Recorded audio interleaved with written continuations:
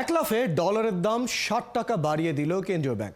বাড়ল নীতি সুদ হার, তুলে নেওয়া হলো ঋণের সুদ নির্ধারণের স্মার্ট পদ্ধতিও।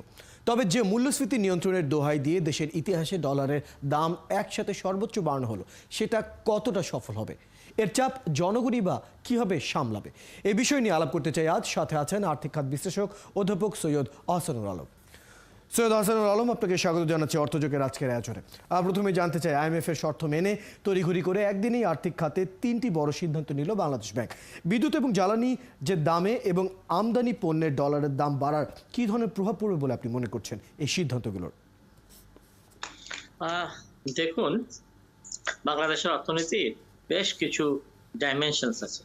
প্রথমে পজিটিভলি বলা ভালো যে আমাদের এগ্রিকালচার টা এখনো ভালো আছে, আমাদের এক্সপোর্টও একদম ভেঙে পড়েনি, কিন্তু আমাদের ব্যালেন্স অফ পেমেন্ট ডিসব্যালেন্স আছে, অর্থাৎ আমাদের ডলারের আয় আর ব্যয় মধ্যে সঙ্গতি নাই।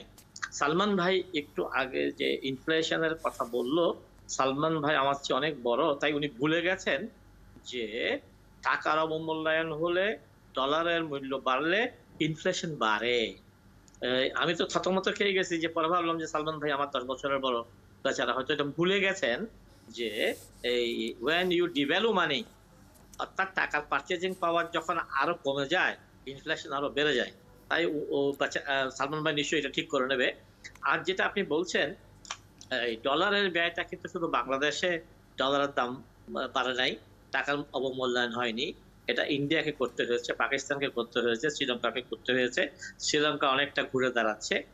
বিশ্ব অর্থনীতিতে যে একটা আপনার আমি বলবো বিশৃঙ্খলা, সেই বিশ্ব অর্থনৈতিক বিশৃঙ্খলা আমাদের দেশে আরো বেশি বেগবান হয়েছে, যেহেতু আপনার দুর্নীতির জন্য। তো আপনার এই যখনই আপনার দুর্নীতি বাড়বে, তখন ওই দেশে ইনফ্লেশন বাড়বে। আপনার আমি ওইভাবে রিলেট করতে চাই। তো আমি মনে করছি যে যেটা বাংলাদেশ ব্যাংক করেছে, এটা না করলে কোনো উপায় ছিল না। এটাকে আমি কারেকশন বলবো, কারণ এটা অনেক আগেই করার দরকার ছিল।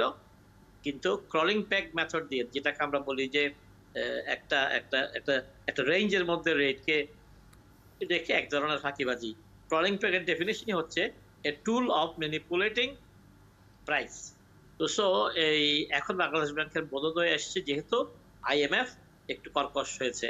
তো একদিনেই 60 টাকা দাম বাড়ানো হয়েছে, তাহলে আপনাকে কি আর বলতে হবে যে কার্ড মার্কেটে এটা আজকে 125 টাকা হবে, হলে কি ইনফ্লেশন বাড়বে না কমবে?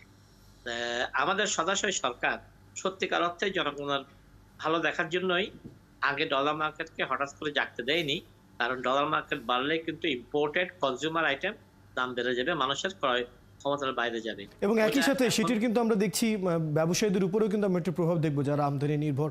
এছাড়া আমরা যদি পরিকল্পনা মন্ত্রী কিন্তু উনি নিজেই বলেছেন যে সরকারের যে প্রকল্প রয়েছে সেগুলোর ব্যয়ও কিন্তু বাড়ছে।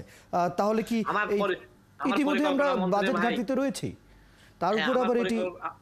হ্যাঁ, আমার পরিকল্পনা মন্ত্রী ভাইয়ের কাছ থেকে আমরা এটা শুনতে চাই না। আমার ক্লাসের ছাত্ররাই বলে যে স্যার 86 টাকার ডলার 126 টাকা হলে তো আপনার কি বলে এই আমাদের যেটা প্রজেক্ট কস্ট বাড়বে। পরিকল্পনা মন্ত্রীর থেকে আমরা শুনতে চাই যে প্রজেক্ট কস্ট বাড়লে ওটা কিভাবে কমানো হবে। ডলারের যেমন আমরা ঋণের ক্ষেত্রে 100 বিলিয়ন ডলারের ক্লাবে ডুবে গেছি, তা আমাদেরকে ওই 86 টাকা দামে নেওয়া ঋণ এখন 117 টাকা দামে ফেরত দিতে হবে।